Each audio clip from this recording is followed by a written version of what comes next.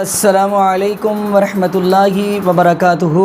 بسم اللہ الرحمن الرحیم۔ ارأیت الذی یکذب بالدین فذلک الذی یدعو الیتیم۔ ارأیت الذی یکذب بالدین، اے میرے نبی حضرت محمد رسول اللہ صلی اللہ علیہ وسلم، کیا آپ نے نہیں دیکھا جو دین کو جھٹلاتا ہے؟ فذلک الذی یدعو الیتیم، پس وہ یتیم کو دھکے دیتا ہے۔ تو ناظرین، رحیم یارخان کے اندر رشتہ داروں نے ایک یتیم بچے کے اوپر اتنا ظلم کیا ہے، نہ اس کی ماں دنیا پہ نہ باپ اس کا دنیا پہ، اور بچے کے اوپر ظلم کر رہے ہیں، حتیٰ کہ بچے کے اوپر FIR درج کروا دی گئی ہے، اور ننھے سے بچے کے اوپر FIR درج ہوئی ہے، اور کروانے والے کے اوپر بھی حیرانگی ہو رہی ہے، اور جس نے وہ FIR کی ہے، یعنی کہ جس افسر نے کی ہے، اس پہ بھی حیرانگی ہو رہی ہے۔ تو میں کہتا ہوں یہ قیامت نہیں تو اور کیا ہے؟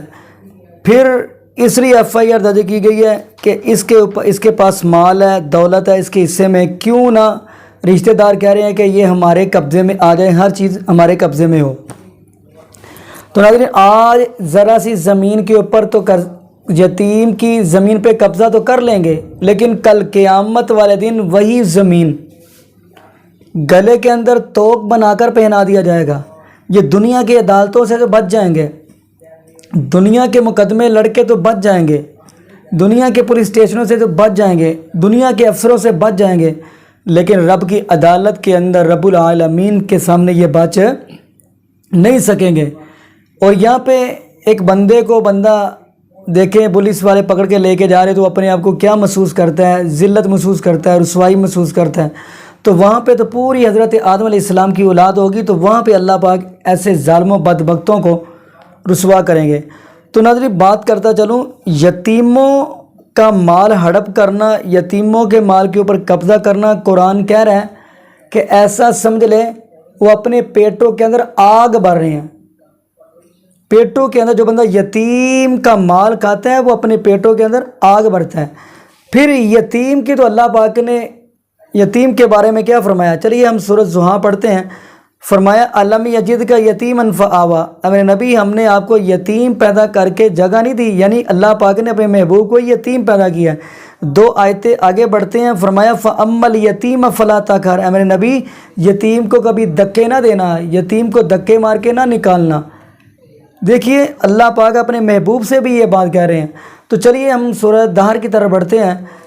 تو نبی پاک صلی اللہ علیہ وسلم کے صحابی حضرت علی المرتضیٰ رضی اللہ تعالی عنہ جو کا آٹا لے کے آئے ہیں مزدوری کر کے، تو ماں جی حضرت فاطمہ رضی اللہ تعالی عنہ نے پہلی روٹی بنائی ہے تو باہر یتیم آیا، پھر بنائی مسکین آیا، پھر قیدی آیا۔ تو حضرت علی مرتضیٰ نے وہ تینوں کی تینوں روٹیاں اپنے بیٹے حسن کو بھیج کے ان کو دے دیں، اور فرمایا اے میری بیوی فاطمہ رضی اللہ تعالی عنہ، ہم آج کے دن روزہ رکھ کے اور ہمارے بچے بھی روزہ رکھ کے سارا دن گزار لیں گے۔ تو ساتھ ہی اللہ پاک کو یہ ادا اتنی پسند آئی تو اللہ پاک نے قرآن نازل فرمایا وَيُطْعِمُونَ الطَّعَامَ عَلَىٰ حُبِّهِ مِسْكِينًا وَيَتِيمًا وَأَسِيرًا إِنَّمَا نُطْعِمُكُمْ لِوَجْهِ اللَّهِ لَا نُرِيدُ مِنكُمْ جَزَاءً وَلَا شُكُورًا۔ یہ ادا پسند آئی اللہ پاک کو۔ تو حضرت المرتضیٰ نے یتیم کا خیال رکھا، مسکین کا خیال رکھا، فقیر کا خیال رکھا۔ تو صحابہ کی زندگی تو ہمارے لیے نمونہ ہے۔ تو چلیے ناظرین آگے بڑھتے ہیں۔ اب نبی حضرت موسیٰ علیہ السلام ہے۔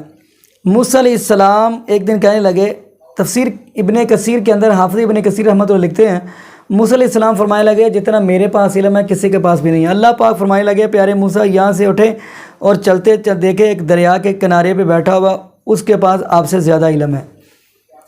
اب موسیٰ علیہ السلام اس کے پاس گئے ہیں، یعنی حضرت خضر علیہ السلام کے پاس گئے ہیں۔ تو حضرت خضر علیہ السلام سے ملاقات ہوئی ہے۔ بات مختصر کرتے چلوں کہ جیسا کہ دیکھیں گے ان کے موسیٰ علیہ السلام نے اپنے ڈبے کے اندر مچھلی لی، تو فرمایا جہاں پہ مچھلی نکل کے پانی کے اندر چلی جائے گی وہاں پہ وہ بیٹھے ہوں گے۔ خیر حضرت موسیٰ علیہ السلام اس کے پاس گئے ہیں، تو اس کے پاس جا کے ایسا سمجھ لیں نبی موسیٰ علیہ السلام داخلہ لینے لگے ہیں، حضرت خضر علیہ السلام کو اپنا استاد بنانے لگے ہیں۔ تو حضرت خضر علیہ السلام فرمانے لگے آپ زیادہ دیر میرے ساتھ رہ نہیں سکتے، اگر رہنا ہے تو چپ رہنا ہے، بولنا نہیں ہے۔ تو دیکھیے حضرت خضر علیہ السلام موسیٰ علیہ السلام فرمانے لگے ٹھیک ہے، خیر چل پڑے۔ تو چلتے چلتے جس کشتی میں سوار ہوئے ہیں، جیسے ہی دریا کے پار لگے ہیں، اس کشتی کو حضرت خضر نے تھوڑا توڑ دیا۔ تو موسیٰ علیہ السلام سے رہا نہیں گیا، ایک تو انہوں نے آپ کی ہیلپ کی، آپ کو بٹھا کے پار لگایا اور آپ نے ان کی کشتی توڑ دی ہے۔ حضرت خضر علیہ السلام فرمانے لگے کہ میں نے کہا تھا کہ آپ خاموش نہیں رہ سکتے۔ وہ پھر موسیٰ علیہ السلام کہنے لگے ایک چانس اور چاہیے۔ پھر خیر آگے چلتے گئے تو وہاں پہ دیکھا ہے کہ ایک دیوار گری ہوئی تھی، دیوار گری ہوئی تھی۔ تو وہاں پہ حضرت خضر علیہ السلام نے دیوار کو سیدھا کر دیا اور ان سے پانی مانگا، کھانا مانگا، اس بستی والوں کو انہوں نے کھانا نہ دیا۔ تو موسیٰ علیہ السلام فرمانے لگے حضرت خضر سے یہ کیا بات ہے، انہوں نے ہمیں کھانا نہیں دیا کھانے کے لیے اور آپ ان کی دیواریں سیدھی کر رہے ہیں اور آپ ان کی مزدوریاں کر رہے ہیں۔